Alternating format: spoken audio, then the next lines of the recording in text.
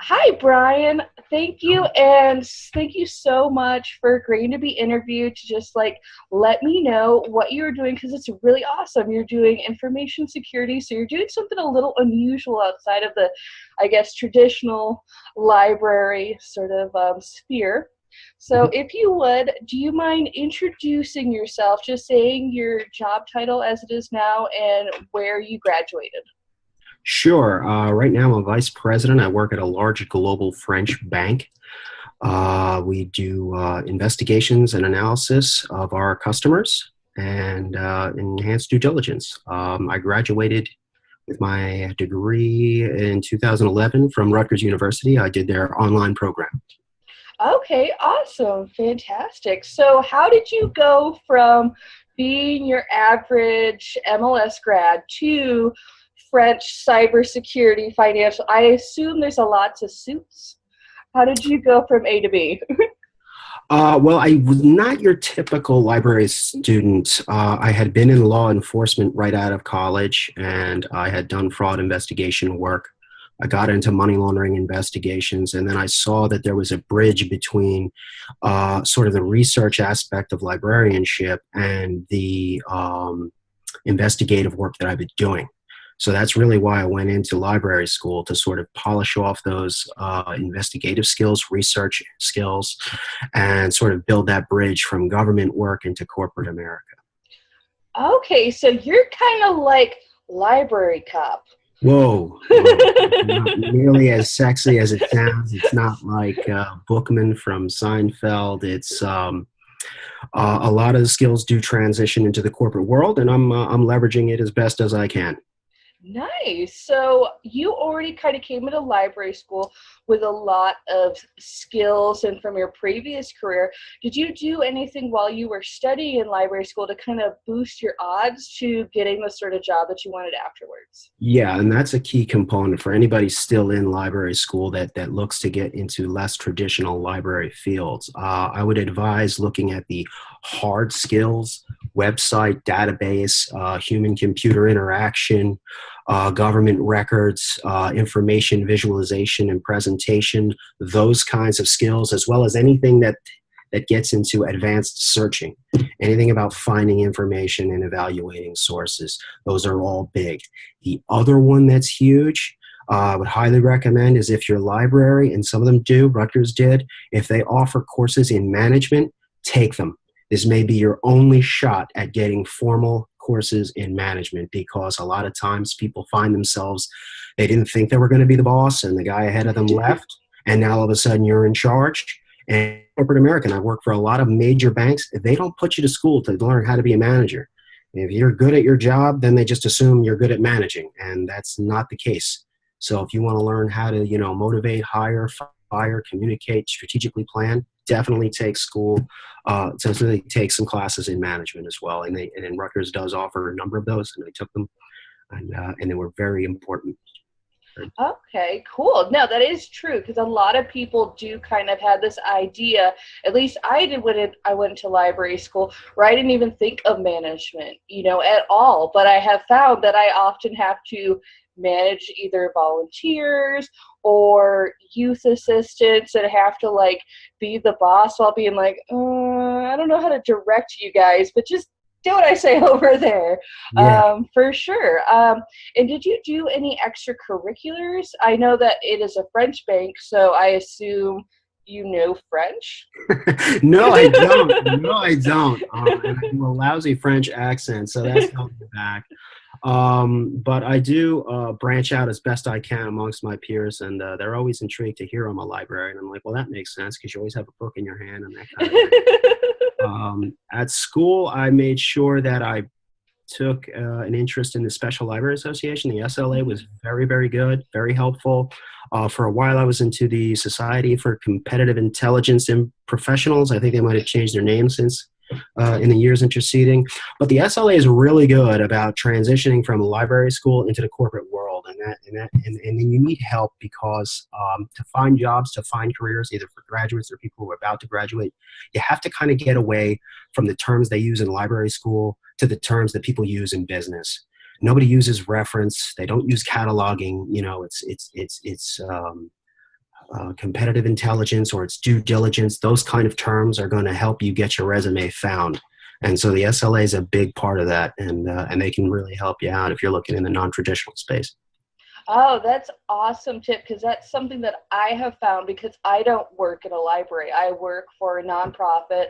I pretty much do programming all day, and I had to pretty much translate all the stuff that I've done with libraries to make it make sense for a nonprofit, because they're like, I don't know what you're saying to me right now, and I'm not sure if I want to hire you.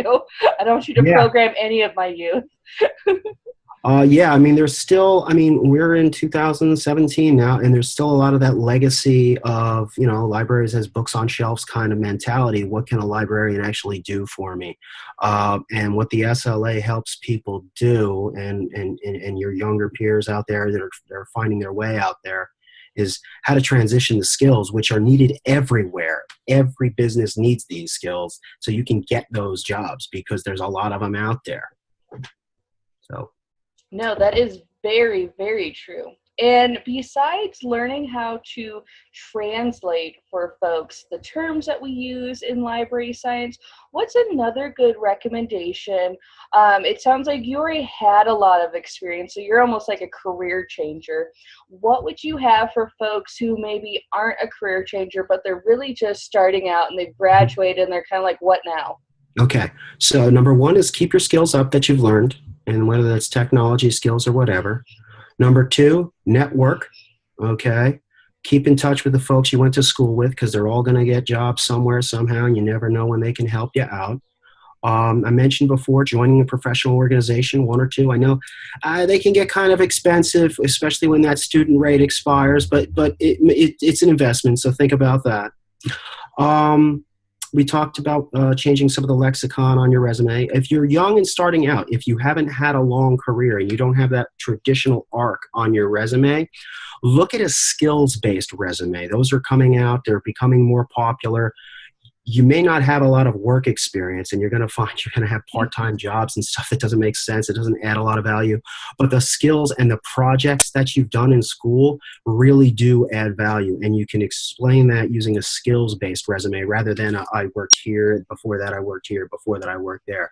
So go online, there's a lot of templates. There's even some books at the store, at the library, and look at a skills-based resume rather.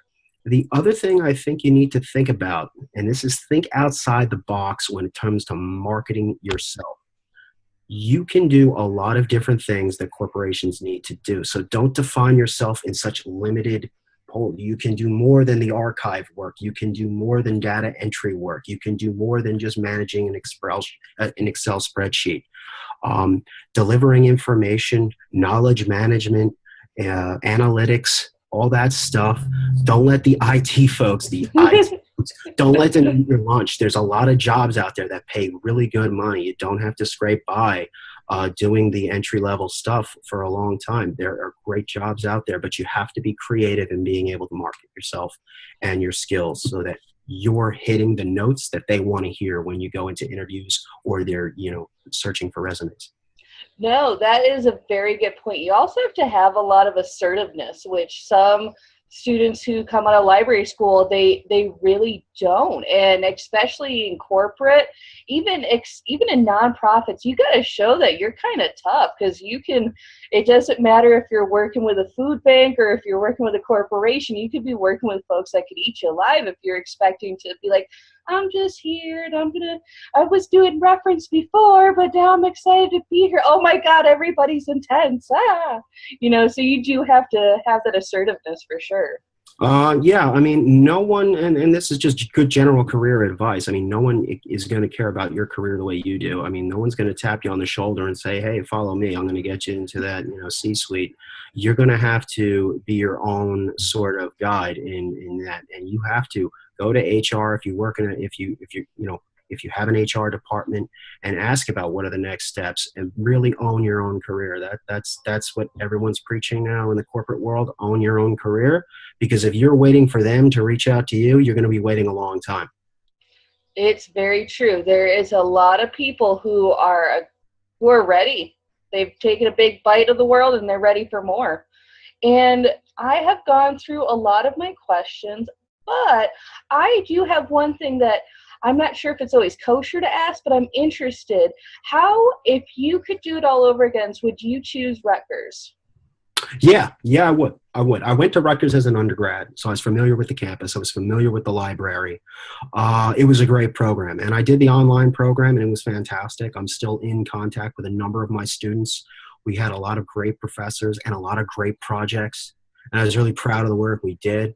I really liked the curriculum there. I think the first course they make you take is like psychology of searching, and they really throw you into it. And they give you the hardest damn paper you've ever done in your life. Basically, like, what are 7 stages of panic that you go through when you get a major paper? And this is what a user would feel like. Oh my God, I don't know what I'm doing. I kind of have a strategy, and that was the basis for a lot of what we did. So it was a great way to start.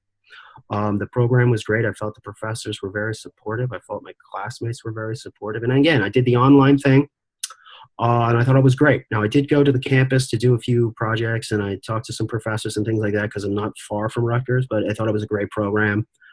We had a very diverse student base. We had one guy, he spent his entire time, except for the orientation, in China. We had folks from Arizona. We had people from all over the country, and they came, I think, for the orientation, but that was basically it. And then that was it. And they went on. A number of my graduates in my class have done some pretty amazing things. I mean, somebody moved all the way up to directorship. Somebody's a law librarian. Somebody's doing some big things down in the Princeton community.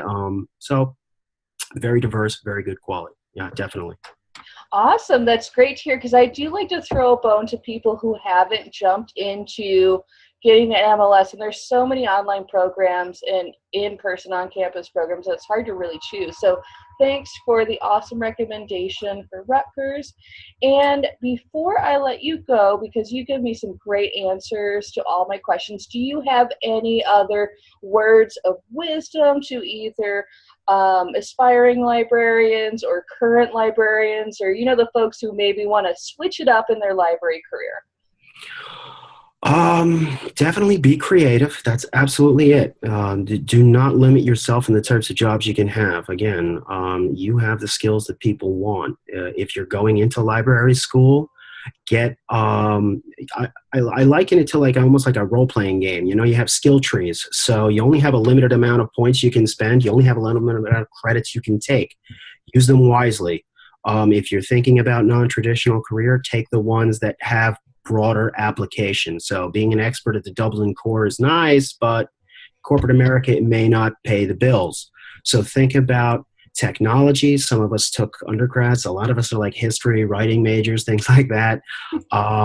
We don't have hard skills, so take them. Learn how to build websites. Learn how to build databases. Learn about, you know, user testing and marketing and numbers and analytics and things like that. Take the management courses. And you're going to wind up with a pretty good resume and a pretty broad skill base that you can use in the wider world. Awesome. That is great advice, Brian. And I really appreciate you taking the time today just to give us some advice and just kind of give an insight onto your awesome career. I still want to like think of you in suits speaking French, possibly typing things into an intense computer.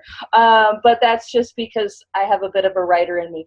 I was a creative writing major, so I also don't have hard skills, but a great imagination. So thank you again, Brian. Sure, no problem.